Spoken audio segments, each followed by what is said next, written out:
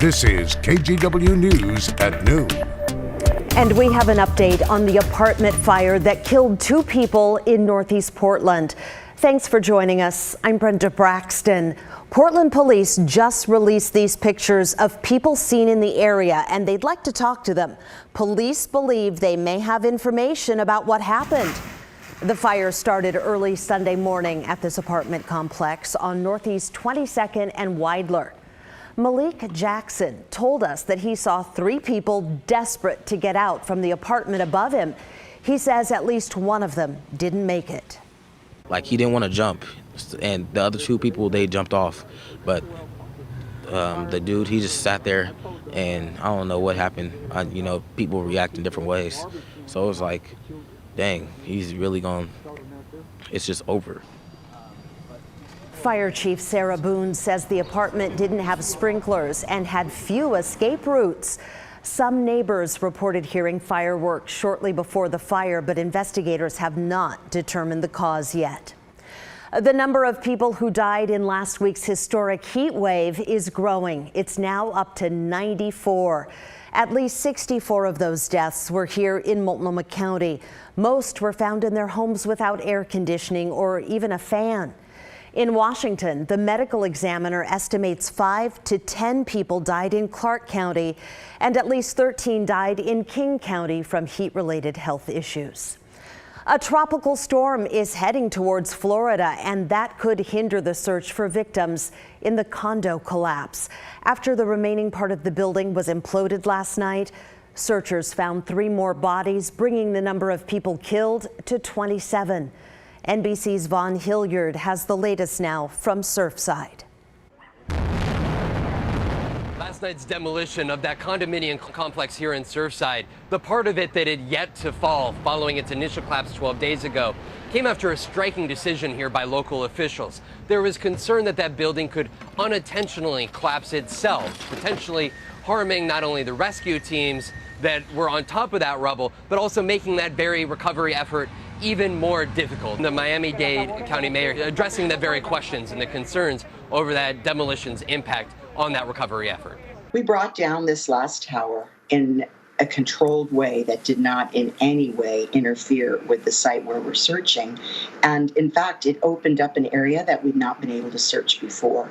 So we owe it to all of those waiting to give this pile and open it up for search. Those rescue crews were already back out on the rubble here this morning with more than 100 individuals still unaccounted for. And the concern is that there's potential wind gusts and rain incoming as soon as today from Tropical Storm Elsa. As it makes landfall, it makes its way here to Surfside. Here in Surfside, Florida, Vaughn Hilliard, NBC News. Hundreds of people lined the streets of Creswell, Oregon on the 4th of July. They were there for a parade organized by the far-right group, the Proud Boys. Creswell is a small town about 14 miles south of Eugene.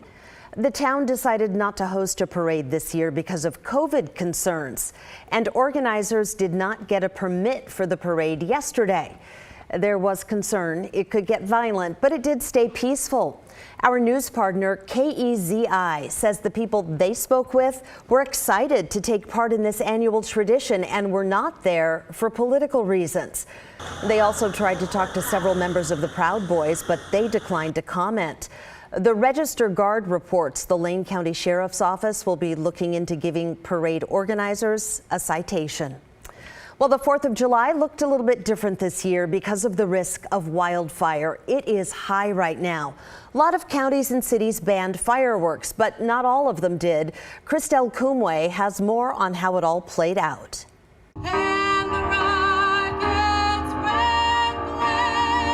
Friends and families in Beaverton enjoyed a community 4th of July celebration at Oaksio Rec Center. Today we're here for our first outdoor big concert. That's a big change from Alejandro Perez's small family celebration last year. Another change for the family this 4th of July, no fireworks. Well, mainly because of the fire hazard and the heat, but we're happy to enjoy another way Independence Day. The city of Beaverton did not ban fireworks, but urged people to limit their use.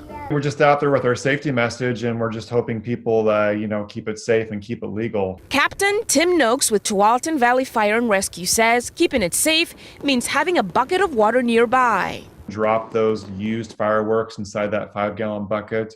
Don't store them in your house. Don't throw them in your plastic garbage can next to your house. Don't throw them in a cardboard box in your garage. Leave them outside in the driveway. Leave them outside on the curb next to the street. He says a lot of the fires they see are caused by improperly disposed fireworks. Beautiful day, lots of baseball to be played. It's gonna be awesome. Over in Hillsborough, thousands opt for a 4th of July baseball game at Ron Tonkin Field. I'm here to see the hops and see some fireworks. The sold-out Hillsborough Hops game was one of the places people could still catch fireworks this year. Are you excited to see the fireworks tonight, Georgia? Yeah. Patrick and his family are excited about the game, but especially for the fireworks. They came from Newburgh, where fireworks are banned through July 9th. Well, yeah, the fire danger is just too high. Everything's so dry. So we wanted to be in a place where, we were watching pros do it safely so we can all enjoy the 4th of July. Smart move, definitely. Right now, we want to take a live look outside from our Rose City Skycam. Just a beautiful day with a lot of folks off from work because of the long holiday weekend. Let's check in with Rod. You're talking plenty of sunshine in the forecast all week long. Yeah, we are. And the July 4th weekend, really going back to Friday, Saturday, Sunday, and today, going to go in the record books as one of our nicer July 4ths. I mean, I have memories of sitting down at the Blues Fest where it's 100 degrees or better, and this year we've are going to get through the bulk of us anyway with temperatures in the 80s, so not too bad. We are just quiet at noon. Any rain chances up in Canada and pulling out of Idaho, so no lightning threat in our area. That keeps fire danger, lower than it otherwise would be. There's still a marine layer over the Long Beach Peninsula and up into Clatsop County. That's Cannon Beach, Seaside, Astoria. But otherwise, everything is really cleared out, and it's going to be a beautiful afternoon. Here's Newport, Yaquina Bay, our live camera. This was cloudy this morning, but now perfectly clear skies. I'm pretty sure that's not right. 42 degrees in Newport. They were in the 50s earlier this morning and looking for highs up into the 60s. Here's Cannon Beach. Now we're up in Clatsop County where that marine layer is still there. It is expected to slowly erode in the coming hours. 58 degrees right now. It was an overcast sky up in Cowlitz County this morning. Here's Three Rivers Golf Course. That's the first tee. There's the practice green. Lots of folks out enjoying it. And they're starting to see that marine deck erode here at the noon hour. We already showed you this one from downtown Portland where it's 71 degrees. Looks like about 85 at 4 p.m. Portland temperatures could go as warm as 87. Hey, we'll put a bow on the record warm temperatures for June and have some good news about the fire season picture here currently, Brenda. That's coming up. All right, we want to hear that. Thank you, sir. Oregon has reached a key milestone in its COVID vaccination effort. State officials say 70% of adults have now had at least one shot. That's more than 2.3 million people. The Oregon Health Authority says its goal now is to fully vaccinate 80% of the people living here. Infectious disease expert Dr. Anthony Fauci says 99.2% of recent COVID deaths in the U.S. involve people who were not vaccinated. On NBC's Meet the Press, Dr. Fauci said it's tragic that most deaths could have been prevented.